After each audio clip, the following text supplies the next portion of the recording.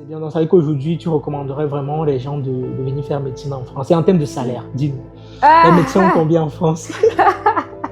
Parce que parfois on dit les médecins sont bien payés, parce que quand même 10 ans quand même, pour dire qu'on est bien payé après 10 ans, il faut faire un calcul juste, hein, ça veut dire qu'il faut compter l'ingénieur qui sort après 5 ans, il faut additionner ces 5 années de salaire qu'il perçoit quand toi tu ne perçois que des indemnités, hein, on va dire comme ça.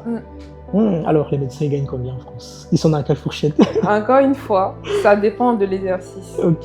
Déjà, si un étudiant regarde la vidéo et qui se pose la question à quel moment il commence à toucher, si votre but c'est de faire l'argent rapidement, c'est pas ce qu'il faut faire.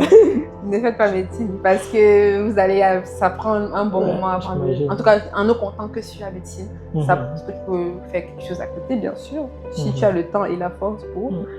Mais ça prend du temps avant de gagner le vrai argent. Parce qu'en fait, même dans les formations, par exemple l'ingénierie, à partir de 3e, 4e année, tu peux être en alternance et percevoir des vrais, bien sûr, et percevoir quelque chose de vraiment conséquent, ce qui n'est pas le cas en médecine. Parce qu'en médecine, tu commences à avoir tes premiers revenus venant de la médecine, en tout cas en France, parce que dans les autres pays, c'est pas pareil. Les premiers revenus qui viennent de la médecine, c'est à partir de la 4e année. Et encore là, honnêtement, c'est pas juteux. C'est une indemnité de présence à l'hôpital, parce que je suis quand même présent tous les matins à l'hôpital. Donc il y a c'est quelque chose qui est bien aussi, parce que c'est un système qu'il n'y a pas dans les autres pays. Là, je pense à la Belgique, par exemple. En Belgique, commence à s'installer vraiment à partir de l'internat. Après, ce salaire est bien plus élevé qu'en France. On compense, quoi.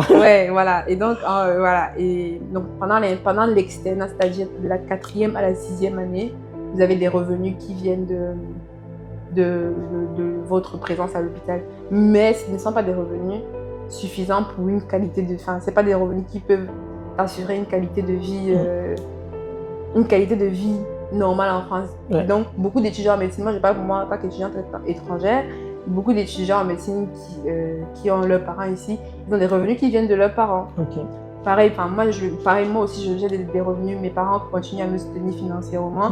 Et à côté, depuis la deuxième année, j'ai un job qui me permet de compléter les revenus. Et des fois, il faut choisir. Des fois, c'est pas toujours possible. Des fois, c'est pas toujours possible parce que il y a aussi tes études te prennent une grosse partie de ton temps et donc. Ça veut dire qu'il faut quand même sensibiliser les gens sur le fait qu'en venant faire médecine, il faut quand même être préparé financièrement. Ça veut dire qu'il faut pas se dire, parce qu'il y a des gens quand même, il faut le dire, qui viennent en France en se disant, je ferai des jobs pour payer ma scolarité pour vivre.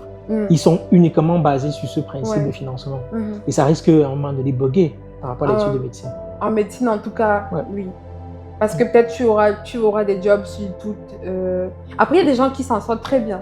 Il y aura des gens qui auront des jobs sur toute leur durée de la formation. Ils n'auront pas peut-être le niveau qu'ils veulent en médecine. Moi, par exemple, j'ai eu un job à partir de la 2e. Déjà, première année, oublié. Non, première année, honnêtement, première année, vous ne pouvez pas. Première année de médecine, c'est l'année du concours. Si tu veux faire un job à côté, c'est mort. Déjà, même ceux qui après cette vidéo, ceux qui iront voir, tu ne peux, pour moi, honnêtement, après, je pense qu'il y a toujours des décisions dans la vie. Mais pour moi, tu ne peux pas entrer en première année de communauté de santé ou bien aujourd'hui c'est pas CELAS, donc parcours accès santé, et ça comme ça s'appelle la première année et avoir un job à côté. Parce que c'est un concours, il y a beaucoup de gens qui postulent. Bien sûr. Il faut choisir un moment donné. C'est une année où il faut vraiment se donner à fond. Déjà, donc c'est une année pour moi, je n'ai pas eu de problème. Donc les parents me soutenaient, m'ont tous soutenu financièrement. Et donc moi, cette année-là, je n'ai pas eu de soucis. Financiers. Moi, je me préoccupais que de mes études et c'est une grâce aussi, il faut pouvoir le mentionner. Donc, et à partir de la 2e année, j'ai commencé à avoir des jobs. 2e, 3e année, j'ai eu des jobs et après la 3e année, j'ai réduit l'intensité.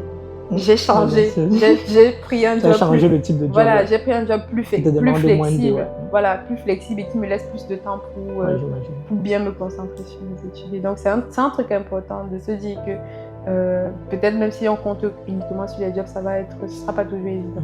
Alors, mais en tout cas, c'est très bien. Tu as un parcours en tout cas qui m'intéresse particulièrement parce qu'il est plus ou moins similaire au mien, mais c'est plus dans le sens inverse. Voilà, parce que moi, je commence avec des études d'ingénierie, de médecine plutôt. Après, je bascule dans le côté ingénierie et finalement, je finis dans autre chose. Mais ce n'est pas le lieu de parler de cela. Mais en tout cas, ton parcours certainement va davantage guider beaucoup de personnes, surtout ceux qui veulent rejoindre la France en tant que pour venir faire des études de médecine. J'ai quand même une dernière ou une avant-dernière question à te poser. C'est celle de savoir, il y a quand même beaucoup de personnes qui m'ont dit, je viens d'avoir mon doctorat au Cameroun, je viens d'avoir ma thèse, est-ce que je peux faire des études en France? Comment est-ce que ça se passe? De médecine? Ouais. Alors, il y a un concours qui est ouvert aux personnes qui ont eu leur formation hors de l'Union européenne. Parce qu'il y a une formation pour... Si c'est pas très clair, mais je sais qu'il y a une pour ceux qui viennent de l'Union européenne et ceux qui sont hors Union européenne. Il y a un concours qui est mis sur pied. Voilà, qui est mis sur pied, qui leur donne accès à l'internat. Donc, soit, j'en connais même dans ma faculté, ils peuvent soit directement postuler pour l'internat.